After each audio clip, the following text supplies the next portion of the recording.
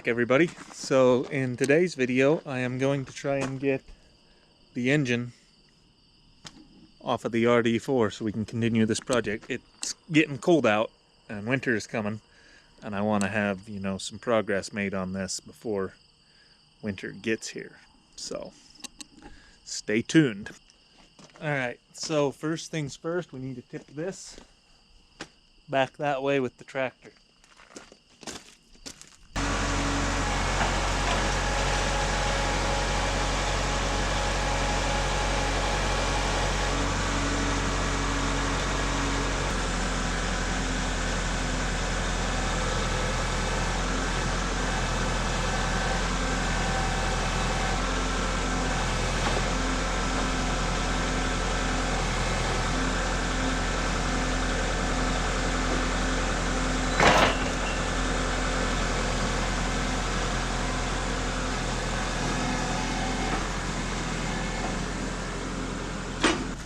Very much success.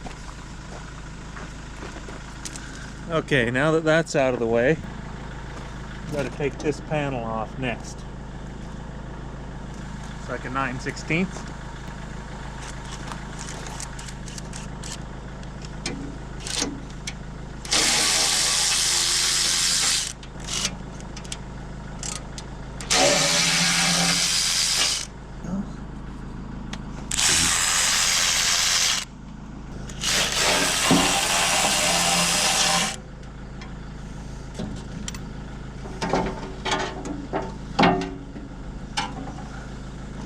Darn operators not cleaning the tracks out, man. It's me. I'm operator. There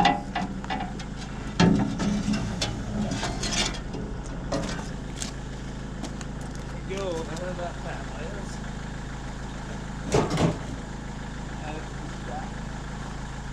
Alright. So I'm not super sure, but I think that bolt there is the next thing that needs to come out. And that holds our engine to the mainspring. Once that's out, I should be able to lift the engine up and down. And then we'll do the bell housing bolts and it should be off of here.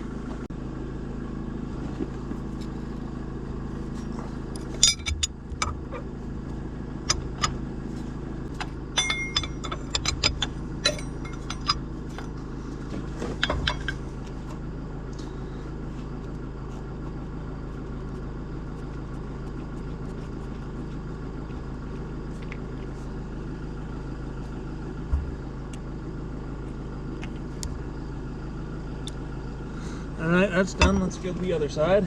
So here, fuel line's a little bit in your point of view there.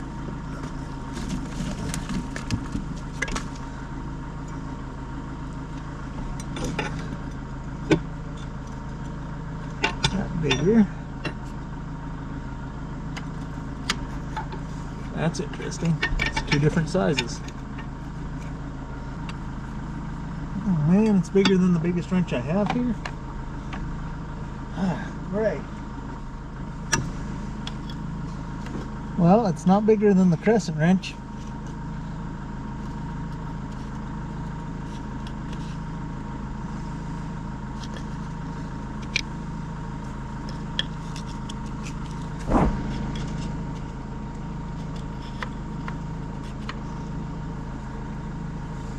Might have to get a cheater pipe on it though.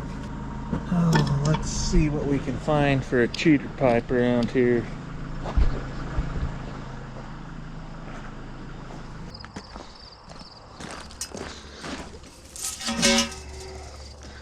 "20-foot stick of muffler pipe." Hopefully there's enough room.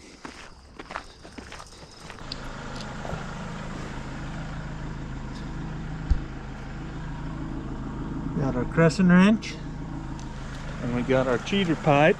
It's only 20 feet long. It'll be fine. Definitely not overkill. 20-foot cheater pipe is perfect.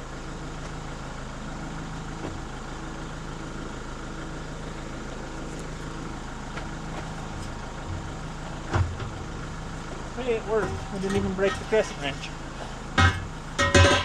That big old pipe made that feel way too easy.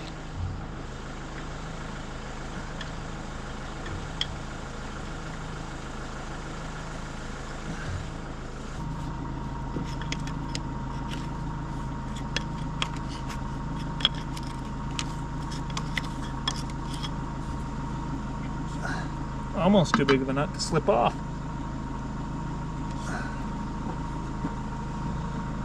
Now what we're going to do is lift on it. Guess I could tap on that with a hammer too and see if it's going to be free.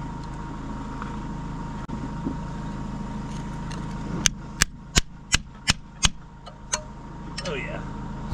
Other side. See, I figured this side would be just because of how much oil was all over it.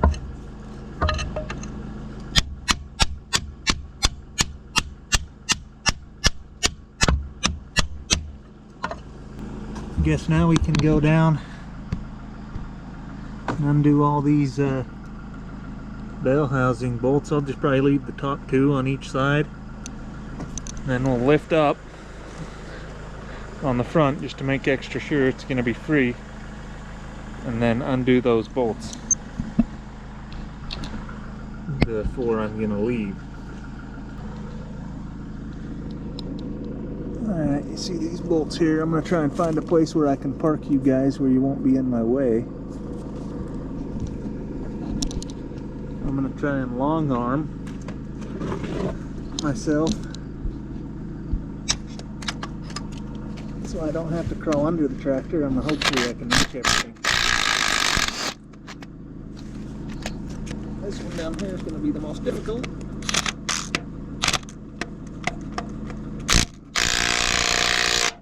Come on, don't be like that.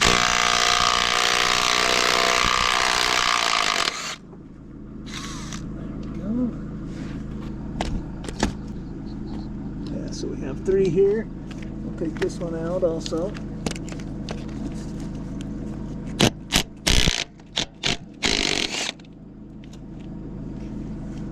Alright, we'll go over to the other side now.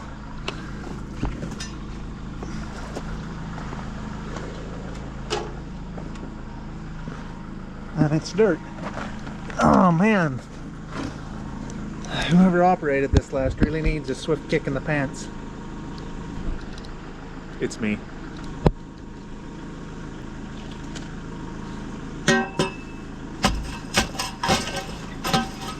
Sucks that the last time this thing ran, I was trying to run in mud with it. There we go. We got an opening.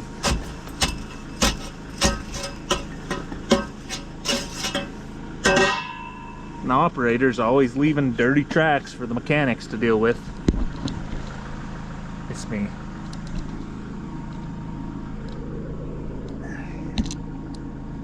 All the way under again.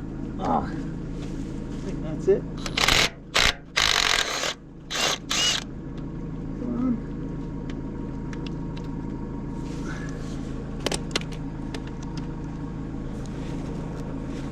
Yeah, there we go. Next one. Oh, I can't get on it. Have to get the wobbly for that.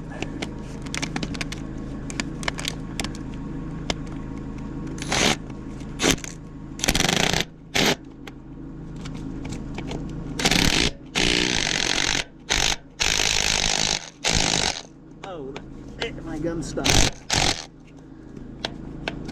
There we go. Oh, drop the washer. Alright. Be right back. Gotta grab that wobbly.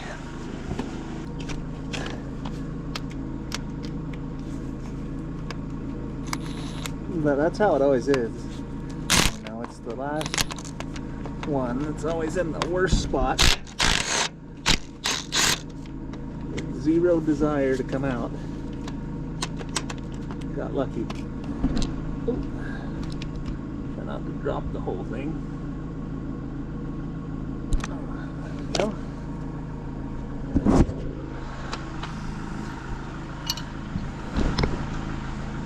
Alright. I'm gonna do is we'll lift up on it with the tractor just to get these spring holders free. Just set you guys right here. You can yell at me when I go up high enough, alright? Give me a holler when that drops out. Oh, you guys failed? Oh wait. No wonder I didn't hear you hollering.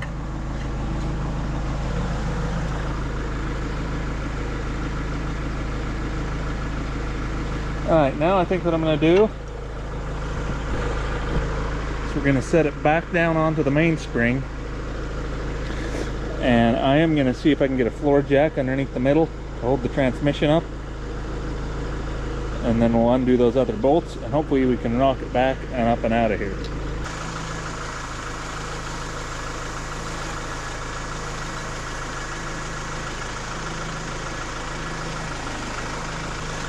That's the best way to lift it, or should I come in from the side? I think coming in from the side will be better.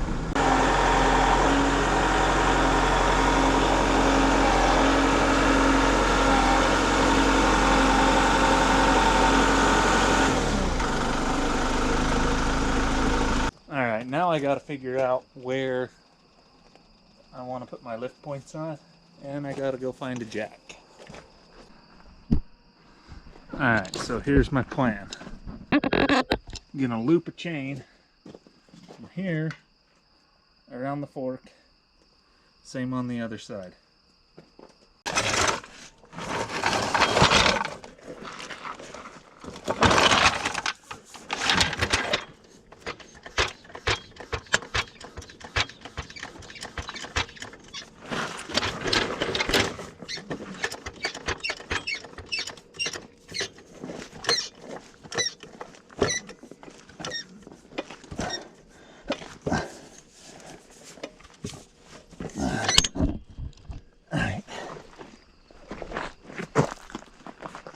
Tension on the chains.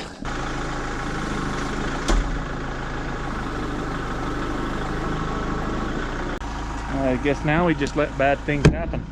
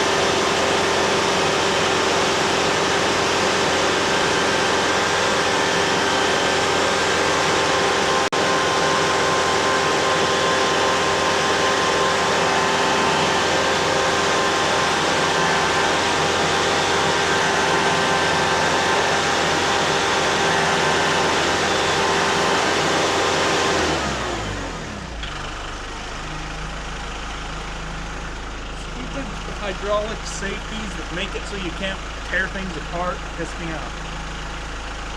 Easily has the power to lift that, but it has safeties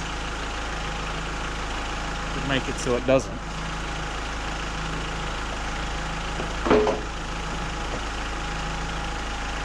And I'm going to have to look into how to bypass that.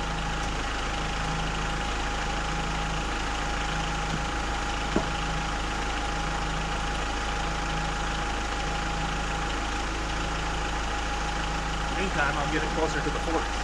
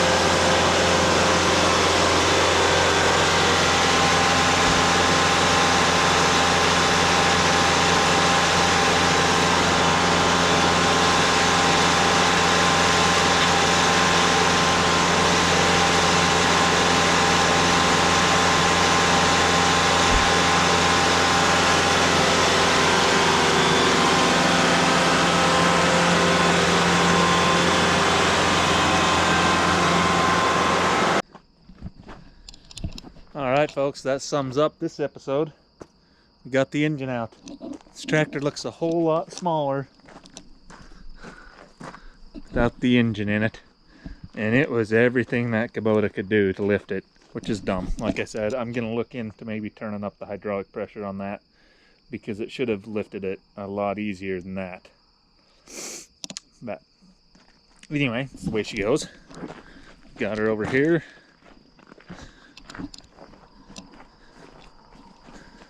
It's set, you know, kind of out of the rain, because I have transmissions and power stroke engines and winches and other stuff. That's the best logo ever right there.